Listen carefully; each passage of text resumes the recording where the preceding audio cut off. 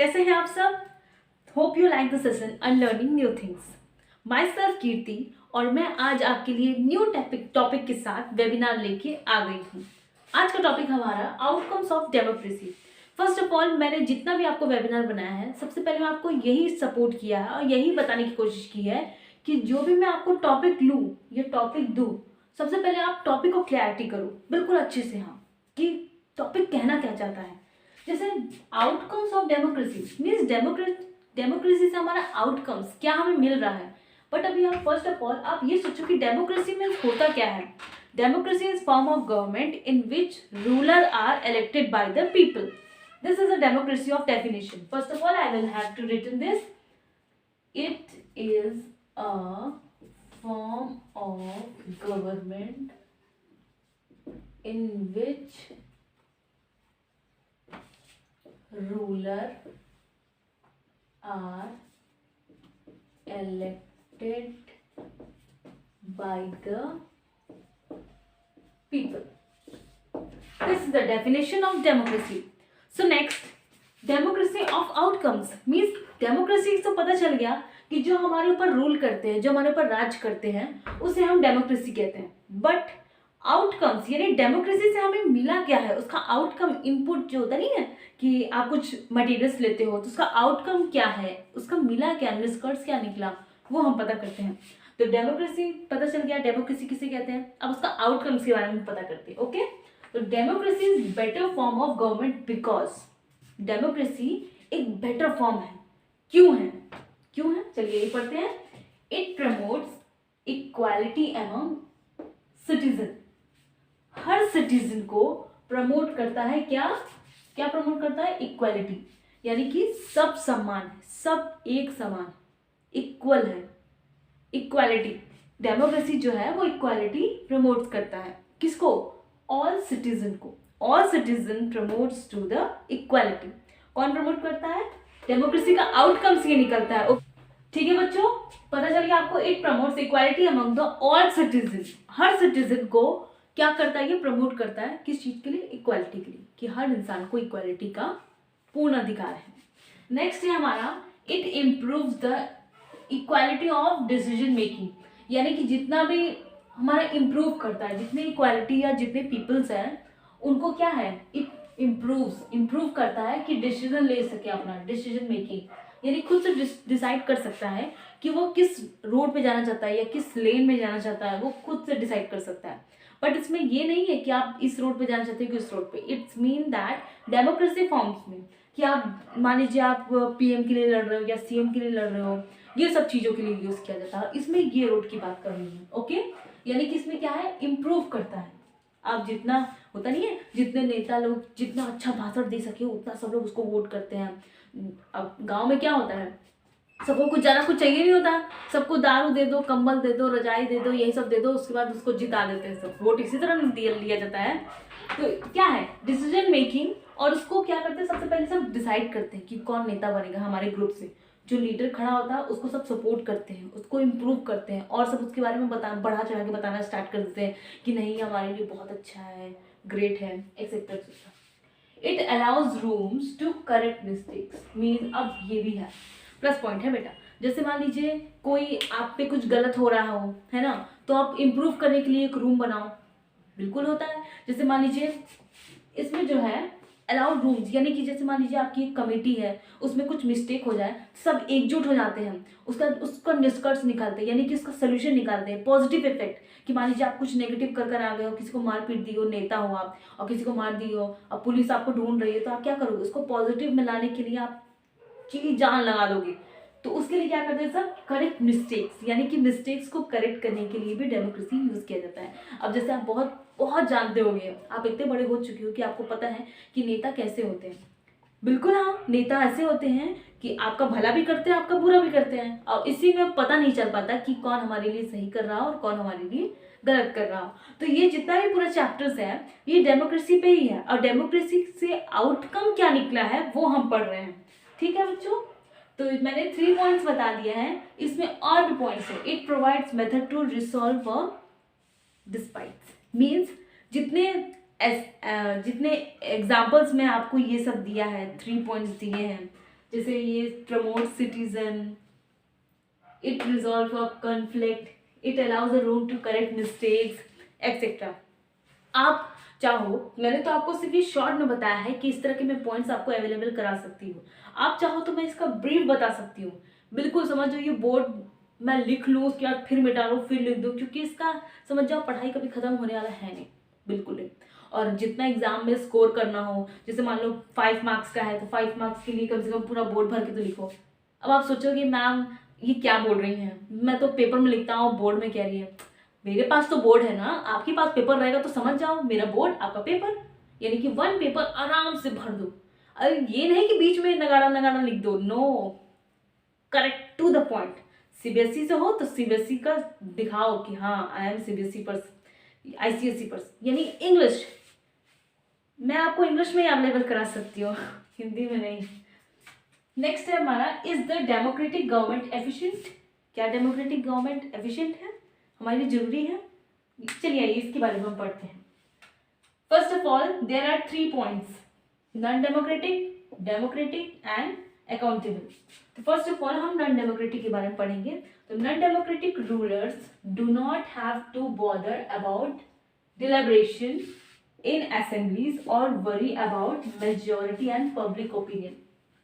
जो non democratic जितने भी पीपल्स होते हैं, जितने भी रूलर्स होते हैं, उसको do not have to bother, वो कभी बॉदर नहीं कर पाते, कभी मिल नहीं पाते, कभी एकजुट होकर कभी इस बारे में बात नहीं कर पाते। डिलिब्रेशन इन असेंबली यानी राज्यसभा, लोकसभा, जितने भी विधानसभा, जितने भी असेंबलीज होते हैं उसमें कभी भी बैठ के इन्वॉल्व, और वरी अबाउट, कितने भी वरी नहीं करते बिल्कुल भी नॉन डेमोक्रेटिक कि मेजोरिटी मेरा कितना, कितने सब मुझे लाइक कर रहे हैं, कितने मुझे डिसलाइक कर रहे हैं, इस बारे में कभी नहीं सोचते। नॉन डेमोक्रेटिक जितने पीपल्स होते हैं, जितने रूलर्स होते हैं, ना मेजोरिटी का ख्याल रखते हैं, ना पब्लिक की ओपिनियन कि पब्लिक उनके बारे में क्या सोचती है, अच्छा सोचती है कि बुरा सोचती है, उनके ऊपर पॉजिटिव इफेक्ट है कि नेगेटिव इफेक्ट है।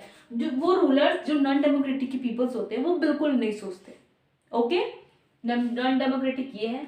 Democratic government will take more time to follow procedure before arriving at a decision. यानी कि डेमोक्रेटिक जितने पीपल्स होते हैं ना बच्चों, वो क्या करते हैं, उनको नहीं समझ में आता है तो वो जितना हो सके उसका डिसीजन लेते हैं, उसका पूरा समझ जाओ एकदम बैठ के अच्छे से उस टॉपिक पे बात करते हैं, एकदम अच्छे से, कि आखिर उस टॉपिक का जब तक पॉजिटिव सॉल्यूशन ना मिले तब तक उस बारे में बात करते रहेंगे, चर्चा करते रहेंगे कि ये इस तरह नहीं, इस तरह होना चाहिए नहीं। जैसे कि आप मान लीजिए यहाँ से रोड निकालेंगे तो कितने लोग को उसके ऊपर प्रॉब्लम होगा, कितने लोग के लिए अच्छा होगा, तो ये सब बातों के लिए सबसे पहले समझ जाओ 1-2 महीना तो लग ही जाता है। इसीलिए ना आप सोचते हो कि कोई भी नया बिल आता है, कोई भी नया इम्प्लीमेंट होता है तो कितना लेट क्यों होता है, इसी वजह से होता है। तो वो किस वजह से होता है, डेमोक्रेटिक गवर्नमेंट की वजह से। डेमोक्रेटिक क्या करती है, टेक मोर टाइम, वो ज्यादा टाइम लेती है, follow the procedure before arriving at a decision, यानी डिसीजन लेने से पहले उसको बहुत टाइम लगता है, बहुत फॉलो करना पड़ता है प्रोसीजर को। ओके, सबसे पहले लोकसभा में पास करो, उसके बाद राज्यसभा जाता है, राज्यसभा के बाद आप प्रेसिडेंट का साइन लो, एग्रीमेंट लो, स्टैंप लो, वगैरह वगैरह। जैसे आपके घर में क्या होता है, मम्मी से आपको कुछ खरीदवाना रहता है तो मम्मी को बोलते हो, उसके पापा को बोलते हो, पापा मम्मी डिसीजन अच्छे से पूरा राज्यसभा लोकसभा में पहुंच जाता है, उसके बाद तब जाके आपको पैसा मिलता है, तब जाके आप एक टॉफी खरीद के लाते हो। यही है आपका डेमोक्रेटिक। ओके, यानी कि 2 पार्ट्स को पॉजिटिव इफेक्ट। लास्ट वन है accountable. Accountable citizen who wants to know if a decision was taken through the correct procedure can find this out. This is transparency. Okay? ठीक है बच्चों, समझ में आ गया? नहीं आया मैं और चीज समझाती हूँ। मैंने तो भी इंग्लिश ही बोला, आपको क्लियरिटी के साथ समझाऊंगी। अकाउंटेबल सिटीजन उसको कहते हैं जो want to know if a decision, जो चाहते हैं कि वो जो डिसीजन लिया गया हो was taken through, जो लिया गया हो डिसीजन, द करेक्ट प्रोसीजर, उसकी जो प्रोसीजर है वो किस फॉर्म में होनी चाहिए, करेक्ट फॉर्म में होनी चाहिए। उसकी प्रोसीजर कैसे होनी चाहिए, करेक्ट प्रोसीजर, करेक्ट फॉर्म में होनी चाहिए। कैन फाइंड दिस आउट, इसको जो भी फाइंड करता है, दिस इज ट्रांसपेरेंसी, यानी कि वो ट्रांसपेरेंसी रहती है, मतलब उसको कहते हैं ट्रांसपेरेंसी। अकाउंटेबल बोलो चाहे ट्रांसपेरेंसी, जैसे ट्रांसपेरेंट नहीं होता है आर पार देख लो, दैट्स। तो इसमें ट्रांसपेरेंसी नहीं है, इसमें ये है कि अकाउंटेबल जितने भी सिटीजन होते हैं जो वांट, जो चाहते हैं, नो इफ द डिसीजन, जितने डिसीजन है वो किस फॉर्म में हो, करेक्ट फॉर्म में हो, करेक्ट प्रोसीजर हो। जैसे मान लीजिए आप देखे होंगे कोई भी चीज़, घर में ही आपको बताती हूँ नॉर्मल से छोटा सा, आप जाओ पापा मम्मी से मांग के पैसा लेकर आओ, तो क्या हो गया, करेक्ट डिसीजन हुआ, है ना। अब यही चीज़ बिना मांगे आप पैसे उठा के लेकर आके खरीद के खाने लगो, तो वो कैसा हुआ, नेगेटिव डिसीजन, यानी कि वो जो आपका जितना भी चीज़ है वो कैसा हो गया, नेगेटिव हो गया, यानी कि आप गलत कर रहे हो। तो वो कैसा हो गया, क्या वो प्रोसीजर के हिसाब से चल रहा है, नो, वो प्रोसीजर के हिसाब से नहीं चल रहा है, क्योंकि आप क्या किए हो, आपने चोरी की है, आपने गलत कहा है, आपने झूठ बोला है, आपने पैसा सिर्फ उठा के खरीद के खा लिया, बट आप वही मम्मी पापा से पूछे करोगे तो this is form as the correct procedure, आपने करेक्ट प्रोसीजर का इस्तेमाल किया है। उसी तरह जितना भी सिटीजन के लिए नए नए रूल्स रेगुलेशंस बनते हैं, वो अगर करेक्ट प्रोसीजर में रहे उसे हम अकाउंटेबल। ओके, नेक्स्ट टॉपिक है आपका and last topic, economic growth and development. कैसे इकोनॉमिक का ग्रोथ होता है और कैसे डेवलपमेंट होता है वो अब हम पढ़ेंगे। बिटवीन 1950 एंड 2000, 1950 से 2000 के बीच में dictatorship have slightly higher rate of economic growth, यानी कि 1950 से 2000 के जितने भी बीच थे जिसमें डिक्टेटरशिप आए और slightly higher rate of economic growth, वो जो आए थे उन्होंने क्या किया, इकोनॉमिक ग्रोथ का क्या किया, ग्रोथ किया, इंक्रीज किया, increase level of economic growth. Okay, कौन से ईयर में, 1950 टू 2000, किसने किया था, डिक्टेटरशिप में। ठीक, नेक्स्ट आपका टॉपिक है, सब टॉपिक है, economic growth depends on various factors. जितने आपके इकोनॉमिक ग्रोथ होते हैं वो डिपेंड्स करते हैं बहुत ढेर सारे फैक्टर्स पे। कौन कौन से होते हैं, size of population of country, बिल्कुल, जितने आपके साइज होते हैं, जितने भी कंट्रीज के पॉपुलेशन पे डिपेंड करता है, यानी कि आपकी जितने पॉपुलेशन होते हैं वो किस तरह से होते हैं, इंक्रीज लेवल में होते हैं कि डिक्रीज लेवल में होते हैं। ओके, तो size of population of a country it's depend on dictatorship of 1950 to 2000। Next है आपका ग्लोबल सिचुएशन, यानी कि आपकी ग्लोबली जितनी सिचुएशंस इंक्रीज हो, डिक्रीज हो, नेगेटिव हो, पॉजिटिव हो, ये आपका होगा global situations. Okay, cooperation from other countries, यानी कि अदर कंट्रीज से भी कोऑपरेशन होता है।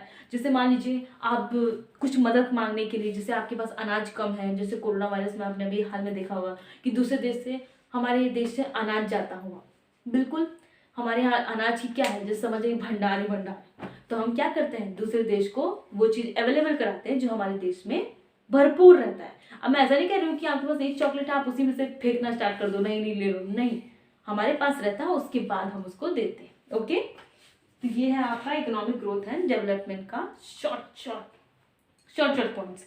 Economic policies adopted by the countries, economic policies भी होते हैं जो कि अडॉप्ट किए जाते हैं कंट्रीज के लिए। ओके, तो आज के लिए बस इतना ही। आप हमें फीडबैक जरूर दीजिएगा, अगर आपको इसमें से कुछ भी समझ में ना आए so please please please feedback मुझे जरूर दीजिएगा। Okay, at feedback@Guru Shishya Webinar. Okay, see you soon, have a fun. Okay, bye.